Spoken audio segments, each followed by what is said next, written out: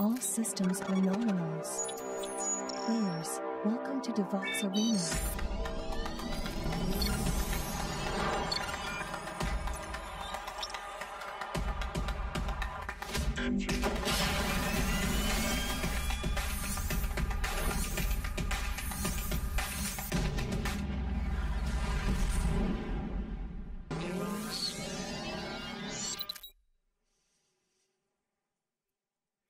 Hello, quelle intro, elle est toujours autant agréable, d'autant plus quand on est sur scène.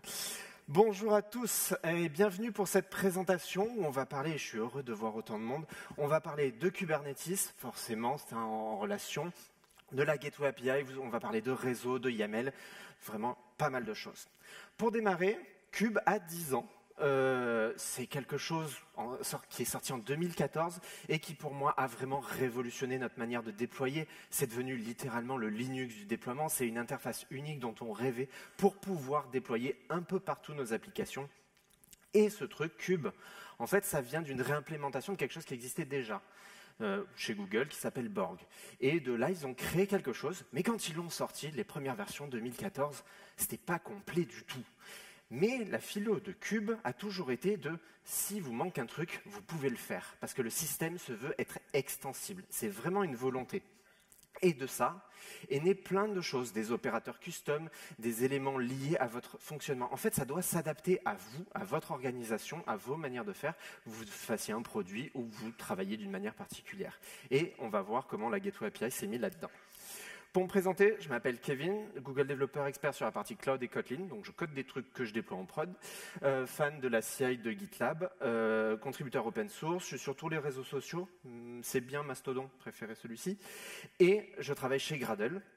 Pas sur le build tool que tout le monde connaît, mais moi sur autre chose. En fait, chez Gradle, on a un leitmotiv qui est de rendre les développeurs heureux, ce qui est top quand on est à l'intérieur, mais on développe des outils pour amener ça. En fait, on promeut le Developer Productivity Engineering, qui est en fait la science derrière la développeur expérience.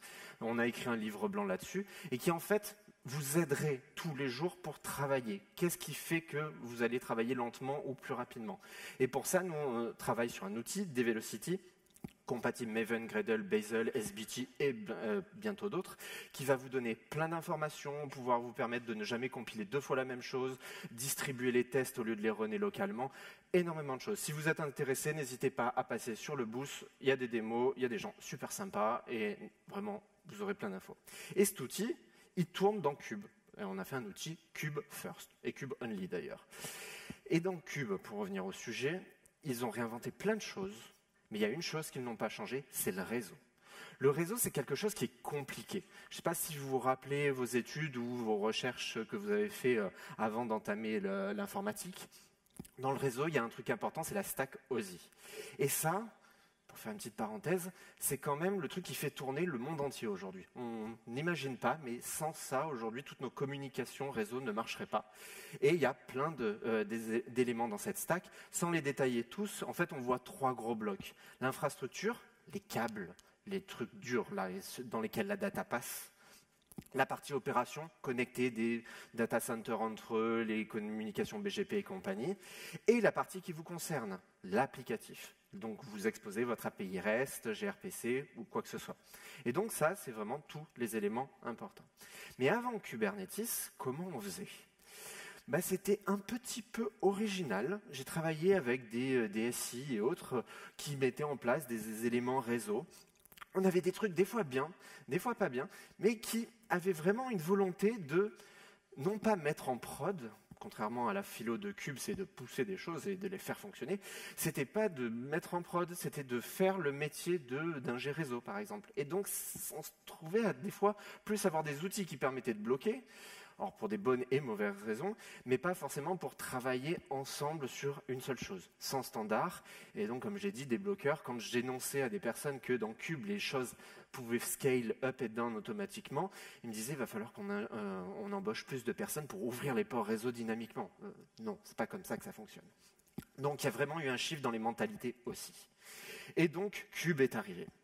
Mais encore une fois, Kube en version 1.0, et encore aujourd'hui, on l'assumera, dans Kube, il manque des choses. Il y a un gap entre ce que vous voulez faire et ce que Kube fournit.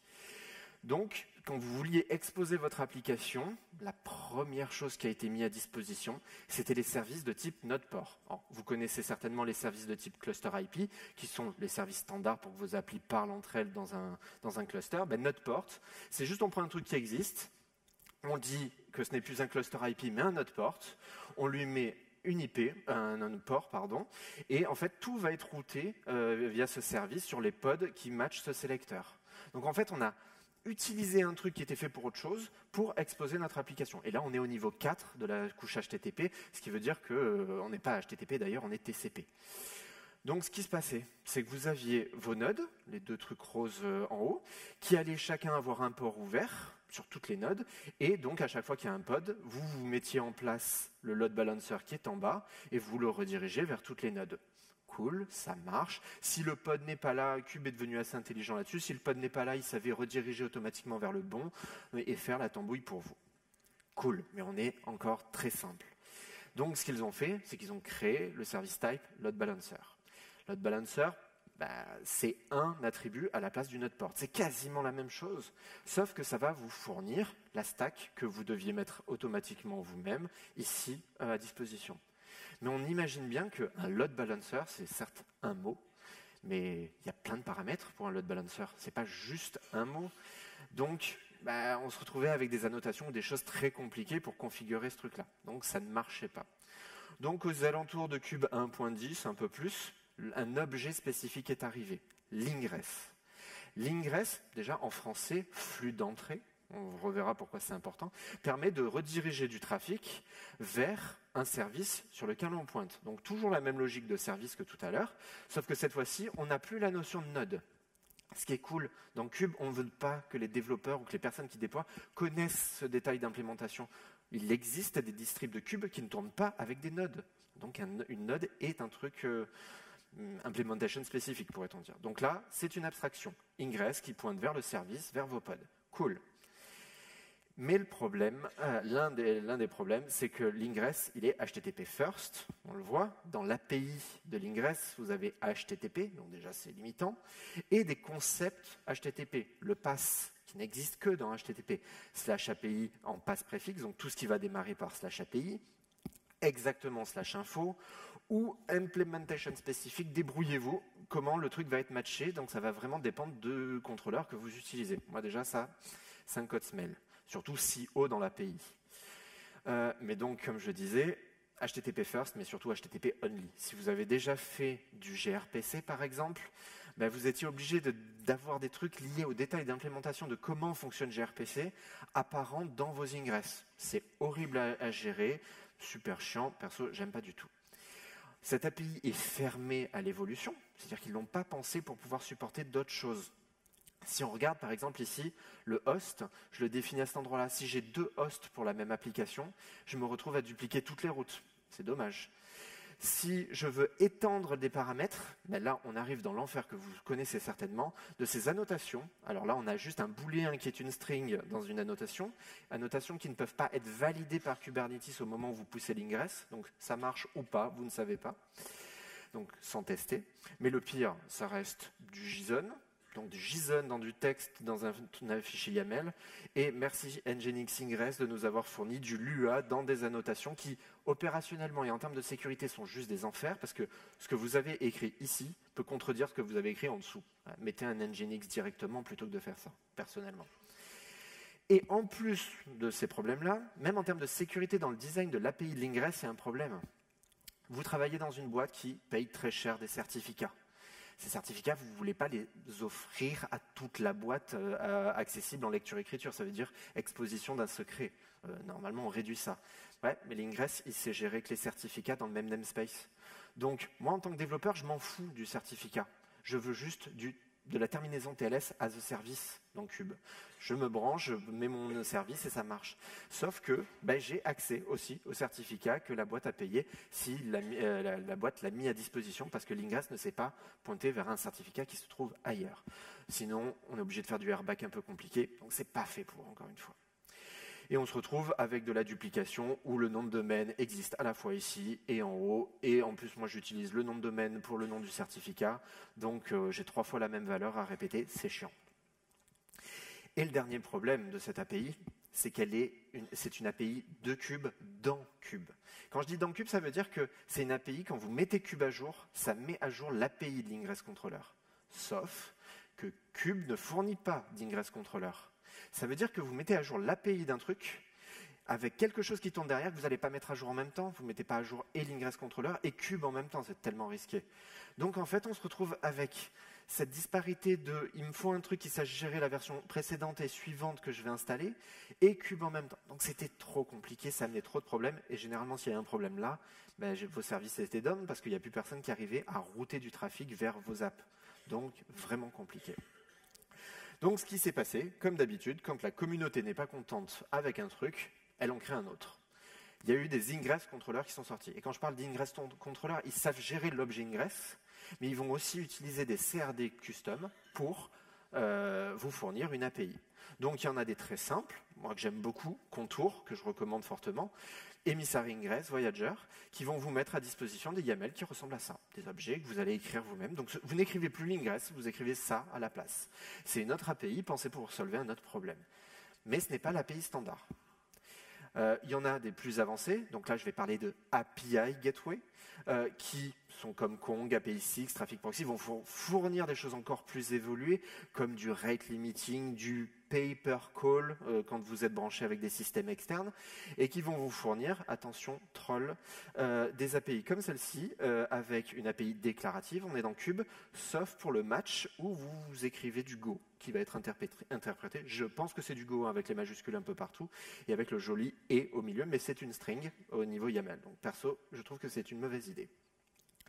Et derrière, Cube a 10 ans, ça fait plus de 5 ans qu'on a, donc plus de la moitié de la vie de Cube, qu'on a des services mesh qui aussi, en plus de gérer le trafic qu'on appelle Est-Ouest, donc à l'intérieur d'un cluster, savaient gérer le trafic Nord-Sud, entre l'extérieur et l'intérieur. Eux, Istio, Cilium, Traffic Mesh, Nginx, Service Mesh aussi, ont des solutions pour ça avec des CRD custom qui vont vous permettre, donc j'ai pris celui d'Istio qui est l'un des plus connus, qui vont vous mettre à disposition ce genre de choses pour définir des patterns de matching, de comment vous allez router de l'extérieur vers votre premier pod à l'intérieur de votre système. Notez bien cette API, vous allez voir qu'elle a inspiré des choses. Mais le problème, c'est que ça, il y en avait tellement que c'était juste un enfer. Un enfer pour vous en tant que dev à utiliser. Je ne sais pas comment configurer mon truc. En tant qu'éditeur produit, mon cas, où j'ai envie d'être compatible en termes produits avec tous les IngressControllers, c'est littéralement impossible, je vous le dis. L'Ingress d'Nginx, par exemple, est totalement à l'opposé de celui de Contour en termes de logique. C'est-à-dire que ce n'est pas les mêmes objets Ingress qu'on va devoir fournir et des annotations qui vont être différentes pour faire des trucs custom. Donc, c'est une galère. Et en plus, en termes opérateurs, ça veut dire que vous ne pouvez pas avoir un workload, vous avez du vendor locking, vous allez être lié à votre ingress et vous n'allez pas pouvoir bouger de A vers B. Donc quand vous utilisez des trucs managés dans le cloud, vous n'allez pas pouvoir passer d'un contrôleur à un autre, donc vous n'allez pas avoir envie de changer de cluster. Donc si la facture est trop chère, vous êtes bloqué. Donc, en 2019, donc Cube avait 5 ans, donc c'est quand même la moitié de la vie, a été décidé de créer un SIG group pour prendre ce problème à bras-le-corps et essayer de trouver une solution. A été créé le SIG group et ensuite les éléments que je vais vous présenter sur la Gateway API. La Gateway API, c'est une spec avant tout. Donc encore une fois, comme l'Ingress, il n'y a pas d'implémentation fournie. C'est vraiment une spec. Mais ils sont allés plus loin que l'Ingress qui solvait un problème technique, exposer un truc à l'extérieur, alors que la Gateway API, ils ont la volonté de prendre le problème dans son intégralité, avec des choses qu'on n'attendait pas forcément. La Gateway API est basée sur 4 concepts, et qui ne sont pas que techniques. Tout d'abord, le premier concept, c'est d'être orienté par rôle. Aujourd'hui, dans la salle, il y a certainement des développeurs, des personnes qui sont opérateurs de clusters ou autres, et qui ont un métier différent par rapport à ça. Donc pour détailler ces rôles, celui qui va vous fournir le réseau, donc celui qui connaît l'appliance ou même le cloud provider, qui va vous fournir des choses pour connecter tout ça. Donc lui, il a cette connaissance, il a besoin d'être pris en compte. Sur du on-prem, c'est le network engineer par exemple, celui qui va amener le câble jusqu'au cluster. Le cluster opérateur que je citais avant, qui est généralement dans cette description la personne qui gère un cluster et qui va mettre à disposition de ceux qui veulent déployer dans ce cluster les briques pour le faire correctement, gérer la sécurité et autres par exemple. On l'appelle très souvent platform engineer, même si le terme devient de plus en plus galvaudé.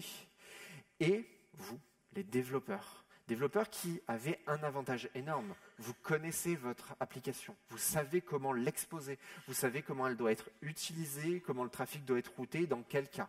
Donc vraiment, c'est vous qui allez pouvoir tirer votre épingle du jeu et fournir des choses, parce que votre rôle existe dans l'aspect de la Gateway API.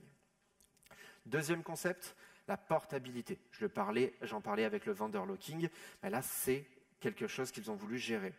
Tout d'abord, cette spec, elle a volonté à fournir un guide pour tous ceux qui implémentent cette spec. Donc tous ceux qui vont être des contrôleurs de gateway. Pour dire, je supporte la gateway, il y a des systèmes de tests de conformité qui permettent de dire si vous supportez 10, 20, 30, 50, 100% de la spec standard et plus. Donc ça va vraiment être quelque chose qui, pour vous, en termes d'utilisateur, va être un discriminateur. Et en plus, si on dit clairement ça doit fonctionner comme ça dans ce cas-là, on n'a plus tous ces trucs implémentation spécifique, il en reste quelques-uns, mais très bas niveau dans l'API, et ces annotations ne devraient plus exister. J'en ai vu certaines pour faire cette présentation. Il y a deux choix. Soit c'est parce qu'un truc n'est pas encore prêt dans la version de la Gateway API, et c'est rarement le cas. La deuxième raison, c'est juste que l'implémentation qui est utilisée derrière, s'il y a des annotations, c'est qu'elle est mal codée. Et là-dessus, tout le monde peut faire des erreurs. Mais vraiment, l'idée, ce n'est plus d'avoir ce genre de choses, d'avoir des choses prévues directement par la Gateway API. Et pour vous, quand une application marche avec un contrôleur de Gateway API en local sur un cluster Kind, K3D ou quoi que ce soit, c'est censé marcher en prod avec le même contrôleur. Ou un autre contrôleur même, parce que normalement, ça respecte la spec. Donc vraiment, une seule solution. Troisième concept, le fait d'être extensible. Parce que c'est quelque chose qu'on a vu avec l'ingress controller qui était limitant. Donc le premier choix fort qu'ils ont fait, c'est de ne pas mettre l'API de la Gateway API dans la spec de Kubernetes. Ça amène un effet de bord très intéressant. Vous pouvez installer la Gateway API sur Kube 1.24, donc des clusters vieux de près de 2 ans maintenant. C'est possible, tout à fait. Et vous pouvez bien sûr les mettre à jour, le mettre à disposition sur du 1.30 qui est sorti dans la nuit. Donc, c'est certainement plus d'ailleurs. Donc c'est vraiment quelque chose où vous allez pu être lié à votre cluster Kube et vous allez pouvoir décorréler l'update de l'un et de l'autre. Et si on sait décorréler tout ça, ben, ça veut dire qu'on va pouvoir faire des choses pour tester des trucs en avance. Donc on va avoir des channels. La channel standard, quand vous l'installez, en utilisant Customize, Kube Apply -k, vous voyez le lien qui pointe vers le repo Git, v1.0.0, parce que c'est en v1. Vous allez avoir des objets, vous voyez bien que ce n'est que des custom ressources, il n'y a rien d'autre, et vous allez avoir la gateway class, la gateway, l'HTTP route et le reference grants.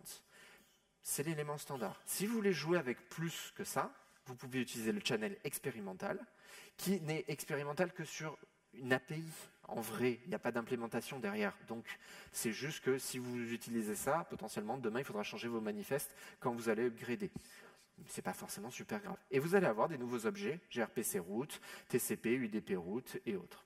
Donc là, vous voyez que c'est juste la différence ici dans le Kube Apply qu'on fait. Donc vraiment que des ressources custom. Mais il n'y a pas qu'à ce niveau que ça doit être extensible, c'est aussi dans son API elle-même. Par exemple, si on prend le HTTP route qui ressemble beaucoup à l'ingress qu'on a vu tout à l'heure, on route vers un service. Cool, vous l'avez là.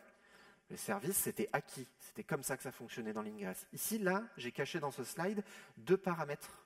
V1 et type service, kind service. En fait, ce sont les valeurs par défaut, donc vous n'êtes pas obligé de les fournir, mais on peut utiliser quelque chose qui n'est pas un service et qui fonctionne comme un service. Donc en fait, ça rend l'API ouverte au reste du monde pour pouvoir se plugger. Ici, c'est un service import qui est un objet qui permet de faire du multi-cluster dans Kube, quand vous avez des clusters à travers le monde, pour avoir du routage géolocalisé, par exemple. Donc ça, c'est tout à fait possible. Et demain, il y aura certainement des choses à ce niveau-là que on n'imagine même pas aujourd'hui. Donc, extensible, ouvert vers le reste du monde. Et le dernier point, dernier concept important, c'est le fait d'être expressif.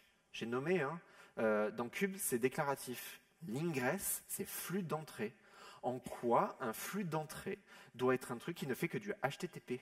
Ça n'a pas de sens. Le nombre de discussions que j'ai eues avec des ingés réseau où ils me parlent d'ingress et eux ils parlent de binaire et moi je leur parle de TCP, de HTTP spécifiquement. Ben là c'est un problème. Donc le choix a été d'avoir des objets qui parlent de ce qu'ils font. HTTP route, gRPC route, des TCP et des UDP route. Vous avez vraiment les mots du langage.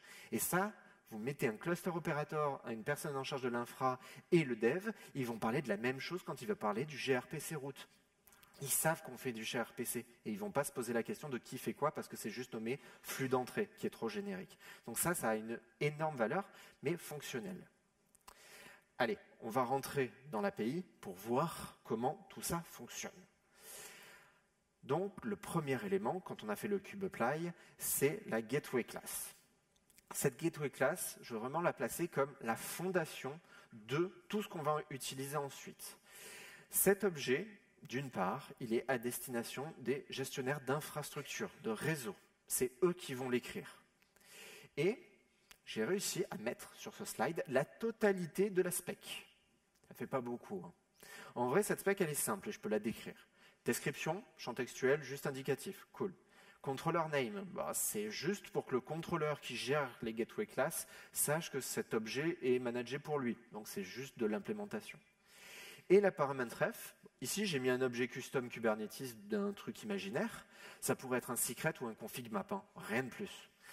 En fait, l'idée, aujourd'hui je vous mets au challenge de ratifier une spec qui va permettre de faire fonctionner toutes les appliances réseau développées à travers le monde avec une seule API.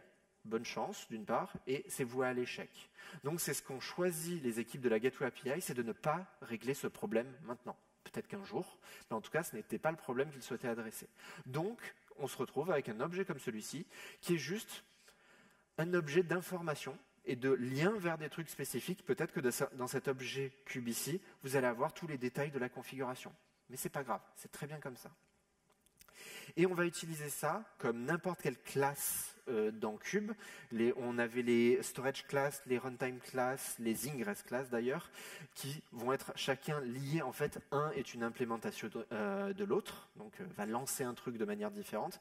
Ben, on va avoir la même chose entre la gateway et la gateway class. Donc une gateway class, c'est juste un objet sans namespace et qui de lui-même ne fait rien tant qu'il n'y a pas quelqu'un qui va l'utiliser.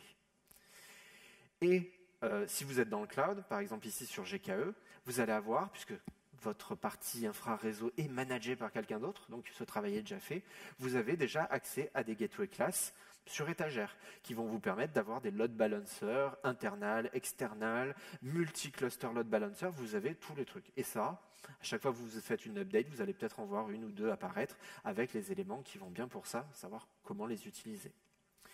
Mais en vrai, et j'appuie vraiment là-dessus, sur cette partie, c'est tout.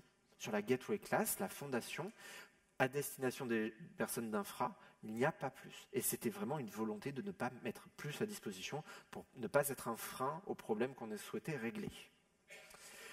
Ensuite, la gateway. La gateway, comme je l'ai dit, elle va implémenter une gateway class, instancier, pardon, pas implémenter. Donc, si je prends l'exemple de tout à l'heure, sur GCP, ça va créer un load balancer. Ok, donc faites attention quand vous créez une gateway, c'est-à-dire que chaque gateway va instancier un load balancer.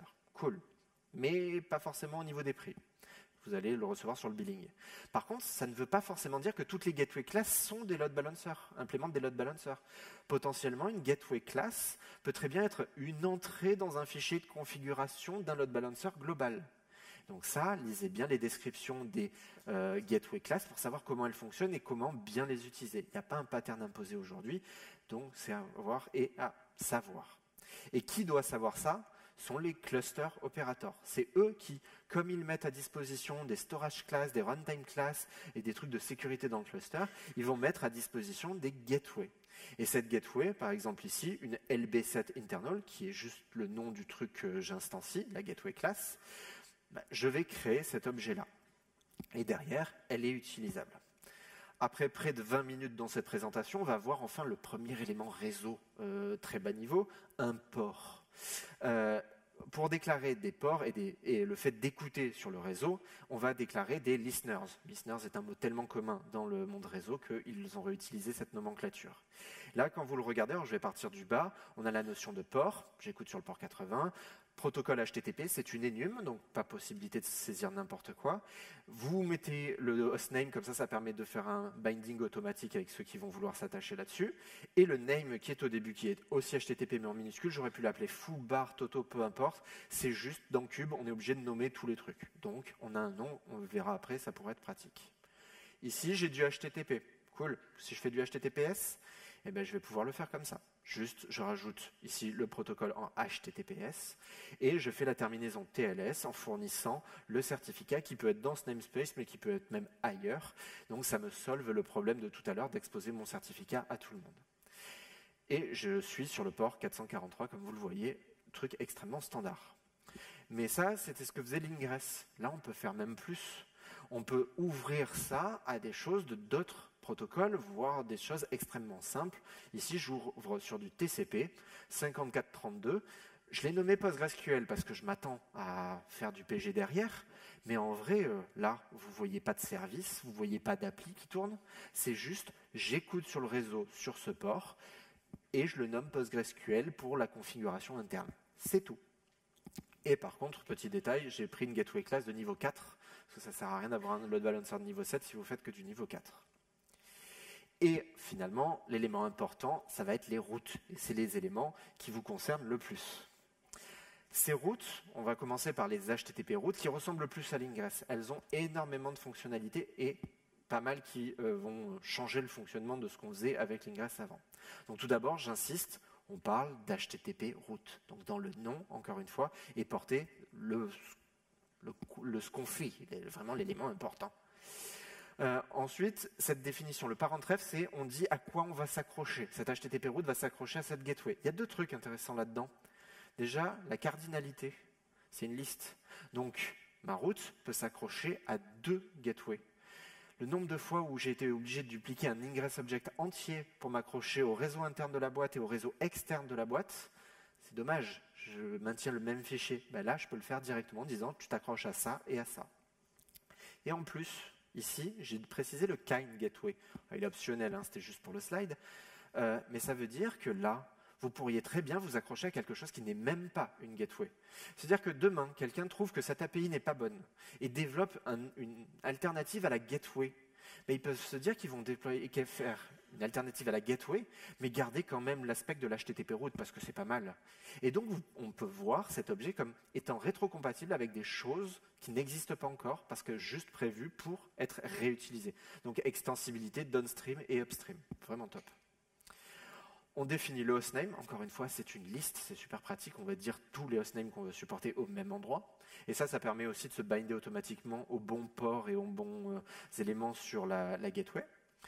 Et derrière, on va faire du matching pour rerouter le trafic. Donc là, j'ai été verbeux volontairement. Toute la partie matching que vous voyez ici, elle est optionnelle parce que ce truc-là, ça veut juste dire match tout. Tout ce qui commence par slash, hein, on sait que dans HTTP, c'est comme ça. Donc ça, tu vas le rediriger sur mon pod info sur le port 98-98. Good. Et ça, j'insiste, encore une fois, c'est à destination des devs. C'est vous qui connaissez les endpoints de vos applis, qui potentiellement allez changer un endpoint au niveau d'une release et donc aller modifier ces YAML. Donc vraiment, la destination et la responsabilité, pour moi, incombe aux développeurs d'avoir ces éléments-là à jour avec le code. Alors, il y a plein d'outils qui permettent de potentiellement les générer. C'était la partie spec standard. Voyons dans le expérimental et comment on applique ça à un autre type d'objet, le gRPC route.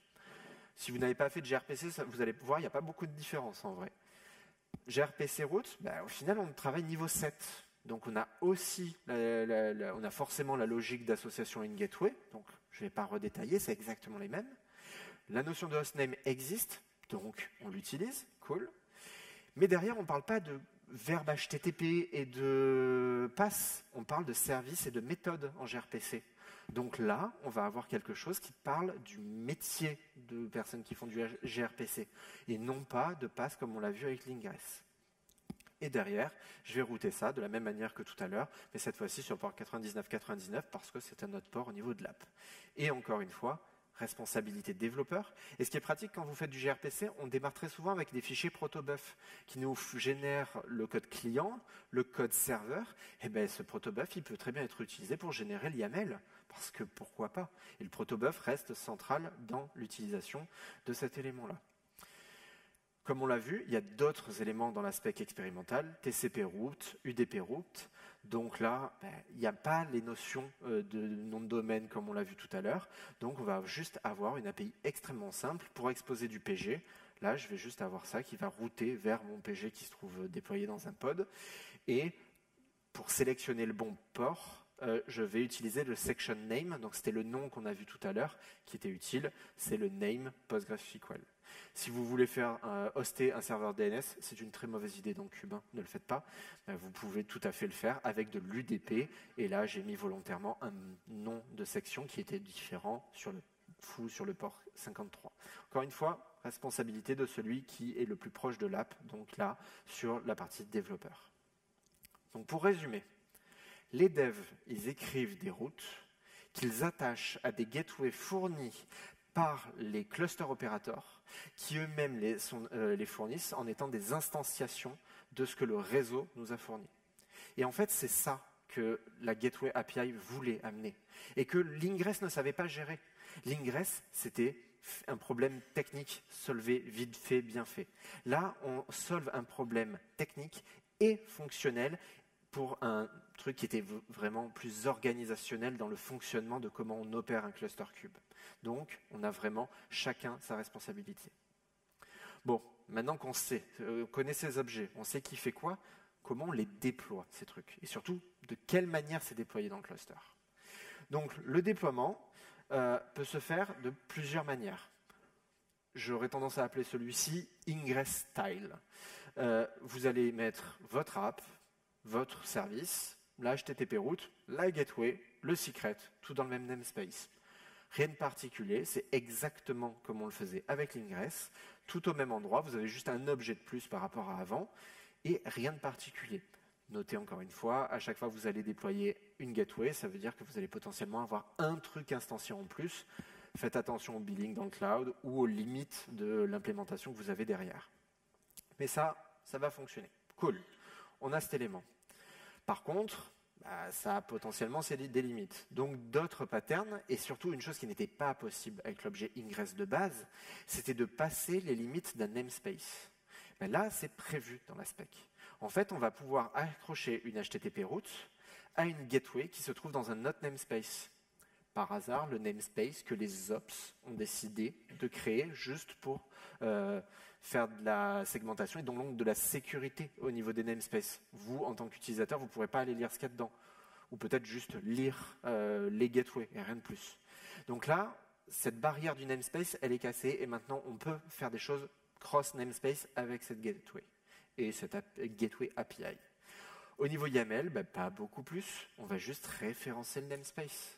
C'est pas si grave et ça nous permet de référencer l'élément de l'autre côté. Ça, c'est côté route, mais côté opérateur, on va devoir dire, OK, j'autorise les namespaces A, B et C, ou tous, comme dans ce slide, à utiliser cette gateway. Donc ça permet, encore une fois, d'avoir une gestion de sécurité pour éviter que quelqu'un vienne s'accrocher sur une gateway qui est exposée sur un réseau interne hyper sécuritaire. Donc ça, tout à fait possible et c'est prévu dans la spec. Et puisque cette limite du namespace est totalement effacée, on va pouvoir faire des choses que beaucoup reprochaient à l'Ingress au travers de plusieurs namespaces. En fait, le pattern qui était venu, c'est que maintenant, tout le monde faisait le nom de mon service, point, le nom de mon app généralement, et comme ça, chacun gérait ses ingress dans chacun, parce qu'on avait des noms de domaine différents. Avec la Gateway API, on va pouvoir router du trafic, HTTP route, vers un service dans le même namespace, mais aussi dans un autre namespace. Ce qui veut dire que vous pouvez avoir /bar qui se trouve dans un namespace, /foo dans un autre namespace, et un troisième encore ailleurs. Voire même il y a des implémentations qui permettent de router ça à l'extérieur de cluster. Ça peut être compliqué à faire, mais possible. Mais vous voyez que ça va vous permettre d'absoudre toutes les limites. Et certains qui, et j'ai bossé avec eux, jonglaient avec des logiques de cookies qui étaient liés à un domaine, mais le problème c'est que c'était un sous-domaine l'un de l'autre et compagnie, c'était galère. Ben là, vous avez un nom de domaine et tout le monde va pouvoir le partager. Donc ça, vraiment très pratique. Ou bien, par exemple, quand vous faites des migrations de namespace, vous migrez l'app de la version X à la version Y, où vous avez renommé le produit, ben vous pouvez tout à fait faire ça avec un HTTP route qui va router de l'un à l'autre. Donc ça, plus de limites au niveau des namespaces, ça fait plaisir.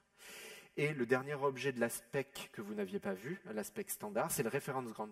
C'est la manière de dire, comme on l'a vu avec les gateways tout à l'heure, mais cette fois-ci de dire que le service qui est là, il a le droit de recevoir du trafic de ce truc-là. Parce qu'en termes de sécurité, si je reviens sur ce slide, imaginez quelqu'un déploie dans ce namespace un truc qui route du trafic vers ce service qui n'était pas du tout prévu pour être exposé vers le monde, sur Internet. Ça peut être problématique. Donc ce référence grant est là juste pour dire, OK, ce service peut recevoir du trafic de ce HTTP route qui se trouve dans un autre namespace. C'est de l'opt-in. Vous dites OK. Est-ce qu'il y a un bon pattern pour déployer tout ça? Ben, la Gateway API ne vous l'imposera pas. Il n'y a pas de bon pattern de mon point de vue. Le seul, c'est celui qui match vos attentes organisationnelles. Donc c'est ce que vous allez en faire qui prévaut. Oui, il y a des patterns qui commencent à émerger, mais en rien ils deviendront la spec. Le but était de fournir une API pour que vous adaptiez, comme Cube sait le faire à tous les niveaux, vous adaptiez le fonctionnement à la manière dont vous travaillez. Donc vraiment, faites comme bon vous semble là-dessus. Bon, maintenant qu'on a ces YAML, ce serait bien de pouvoir les distribuer. Voilà, très simple. Si vous vous distribuez avec des manifestes standards ou avec du customize, vous allez juste, en termes de dev, fournir les éléments standards, ici mon routing nominal, mais je ne mettrai pas le parent-ref et le domain name, parce que potentiellement, cette route va être déployée pour dev, pré-prod, prod, démo 1, démo 2 et compagnie. Donc il faut laisser la place à l'évolution sur cette partie-là. Et en tant qu'utilisateur ou personne qui installe, je vais juste, généralement vous le faites au travers de modules, de components, avec Customize. Donc vous allez tirer le component des routes et juste dire OK, je change et je vais juste rajouter le parent-ref, donc la gateway qui va bien, et le nom de domaine de cet environnement-là. L'avantage avec cette solution, c'est que vous pouvez patcher une à une les routes, ce qui n'est pas possible avec le concurrent Helm, que je n'aime décidément toujours pas, qui va nécessiter de faire du templating à foison partout.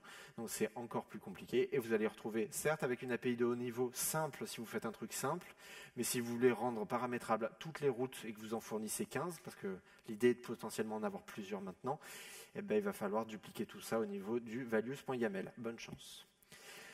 Mais maintenant, on a une API qui sait faire à peu près tout ce que l'Ingress sait faire, avec pas mal de super features, mais on peut faire mieux en fait. On peut faire mieux parce qu'on a une API propre qui permet d'être extensible. Donc, qu'est-ce qu'on va pouvoir faire? On va pouvoir jouer avec le trafic et avec ses routes pour faire des choses différentes. Donc, par exemple, avant, on ne savait faire du matching que sur des passes. C'est dommage, la spec HTTP, il y a plus que des passes. Mais dans l'aspect de la Gateway API, vous pouvez le faire sur des verbes, des passes, qui ont des passes préfixes, des exacts et des implementations spécifiques, mais pour certains cas particuliers, donc ils sont plus aussi hauts dans la spec. Mais vous avez les query params, ce qui est pas mal aussi, voire les headers HTTP. Donc si vous voulez faire du canary deployment en mettant que tous les headers en version V2 sont routés vers un autre service, vous pouvez le faire.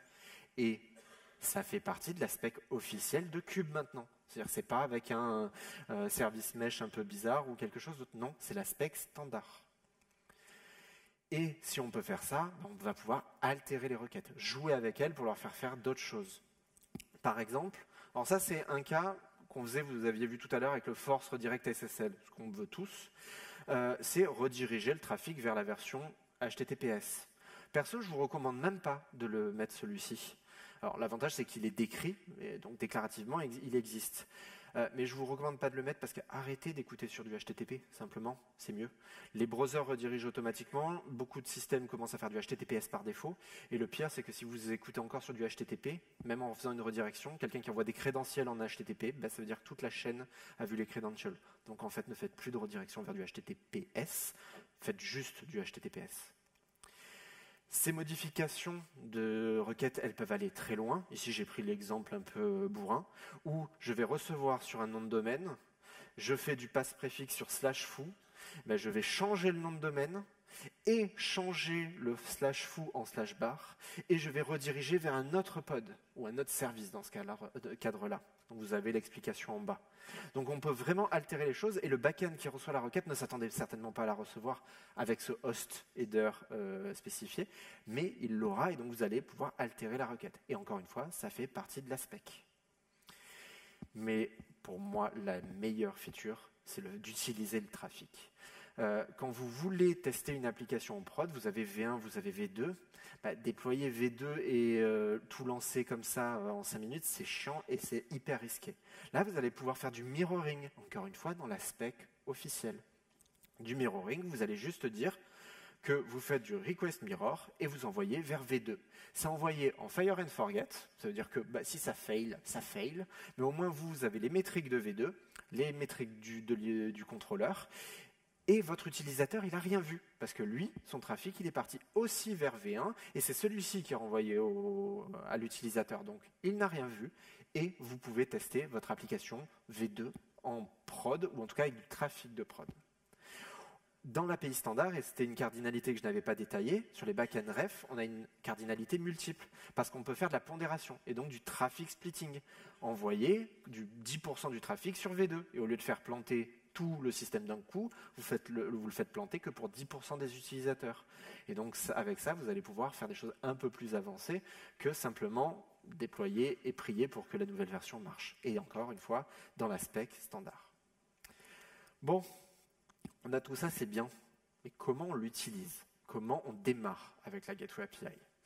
La Gateway API, pour l'utiliser, il faut installer un contrôleur. Il y en a plein, et l'avantage, je vous ai parlé des tests de conformité tout à l'heure, ça veut dire que toutes ces implémentations sont obligées de publier, entre guillemets, de publier sur le repo officiel qui est un repo GitHub, les tests de conformité qu'ils ont passés, et ils doivent publier aussi la manière de les rejouer. Donc ça permet une implémentation, celle de GCP, celle de Envoy ou de n'importe quelle autre implémentation, de dire ok, on respecte la conformité de ce truc-là, et si vous voulez runner les tests, c'est comme ça.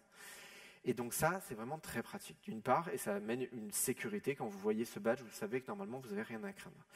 Pas mal d'implémentations. Aujourd'hui, il y en a beaucoup qui sont en JA, ça évolue tous les jours, et je vous invite à sélectionner celle que vous préférez à l'intérieur. Sur GCP, c'est une case à cocher, rien d'autre. Et la Gateway API est automatiquement installée, et les classes que je vous ai montrées tout à l'heure sont à disposition. Littéralement, en 5 minutes, vous pouvez être en prod avec ça sans aucun problème. Et cette version était déployée en prod sur GCP quelques jours après la release de la 1.0, qui date quand même de septembre dernier. On n'est pas sur un truc qui vient de sortir, on parle d'un truc qui commence à dater un peu. La 1.1 va sortir d'ici peu. Si vous voulez convertir vos objets que vous utilisez déjà, que ce soit avec des trucs hyper custom, Istio, API6, Kong, ou avec des trucs avec des annotations horribles, comme Ingress Nginx, vous pouvez utiliser Ingress to Gateway, qui est un projet expérimental, il démarre. Mais l'idée, c'est que ça va vous convertir vos objets. Au moins, vous avez une base de départ. Ne faites surtout pas un déploiement des fichiers générés par ce truc-là, parce qu'il faut les analyser. Il y a des choses à changer. Mais vous avez une base de départ pour si vous avez des centaines d'ingress à migrer, vous pouvez le faire grâce à ça. Et donc, à la fin, vous allez être dans un monde où vous allez avoir vos ingress alternatifs, si vous en aviez, et la Gateway API. Et l'idée va être de migrer les deux premiers, le plus possible, vers la Gateway API pour avoir des comportements standards et absoudre tous les problèmes qu'on a vus avant. Et je dis les migrer et avoir plusieurs choses, parce qu'en fait, l'ingress ne va pas disparaître. L'ingress est la solution simple, à une époque qui marchait, ou qui a suffi, et elle n'a pas vocation à être dépréciée. Chez Cube, on déprécie très rarement des API qui marchent mais ne sont pas adaptées. On le fait que dans des cas extrêmes. On l'a eu avec les PSP par exemple, mais l'ingress restera. Et donc l'idée de la Gateway API, c'est plus d'être un sujet du futur, c'est vraiment un truc présent. Comme je l'ai dit, septembre dernier, ça commence à dater. Il y a pas mal d'implémentations de JA. Donc, et en plus, vous pouvez installer ça sur un cube vieux de 2 ans. Donc en fait, il n'y a aucune raison de remettre à plus tard. On peut très bien démarrer aujourd'hui avec des implémentations qui sont d'ailleurs des ingress controllers qui savent aussi faire gateway controller en même temps. Contour le fait très bien. Mais le truc, c'est que la Gateway API va fournir et étendre son API avec plus de supports, plus de types de routes, plus de protocoles, voire même ce système des routes qu'on fait pour du nord-sud, et ça s'appelle la Gamma Initiative, qui va permettre même de configurer des services mesh à l'intérieur des clusters avec la même API. Istio y pense très fort pour en fait dropper beaucoup des API non standards d'Istio pour utiliser des trucs de la Gateway API. Et il y a plein d'autres choses qui vont arriver pour implémenter du retry avec des YAML où on pourra dire clairement les logiques de fonctionnement qu'on veut à l'intérieur. J'espère que ça vous a plu, que vous avez appris pas mal de choses et que ça vous a donné envie d'utiliser cette nouvelle API. Si vous avez des questions, je suis disponible maintenant. Il doit nous rester un peu plus d'une minute et sinon un peu plus tard ou sur les réseaux sociaux. Merci à vous.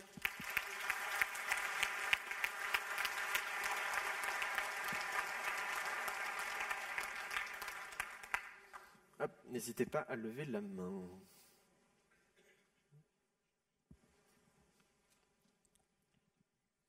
Merci. Merci. J'ai une question sur les allowed routes. Ça fait pas un peu redondant avec les network policy et ces mécanismes-là? Network policy, t'es niveau 4 et t'es très bas. Donc ça peut être vu comme redondant, mais network policy, tu parles vraiment de réseau. Alors que là, c'est vraiment l'autorisation de s'attacher à une gateway.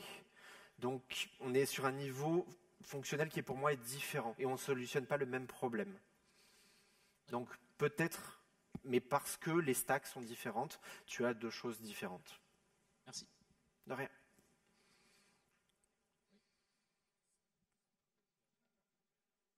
Bon, on prend une dernière question et après... Je serai disponible juste là. Bonjour, merci pour cette super conf. Merci. J'avais juste une petite question sur la partie service import. Aujourd'hui, c'est expérimental ou c'est GA? Oui, c'est toujours expérimental. En tout cas, la dernière fois que je l'ai checké, et même dans la notation, le kind est expérimental ou -X. Donc oui, la fédération de clusters est encore un truc... ils l'ont redémarré plusieurs fois, donc on est sur de l'expérimental pour moi. Est-ce que ça marcherait en multi-cloud? Est-ce qu'il y a des problématiques par rapport à ça? On n'y est pas encore, je pense, à cette logique-là. Le but, oui, est certainement de marcher multi-cloud. Après, encore une fois, il faut que les cloud providers s'entendent et que l'API soit ratifiée correctement. Merci. Ouais. Merci à vous et profitez bien de la journée et de la journée suivante. Merci.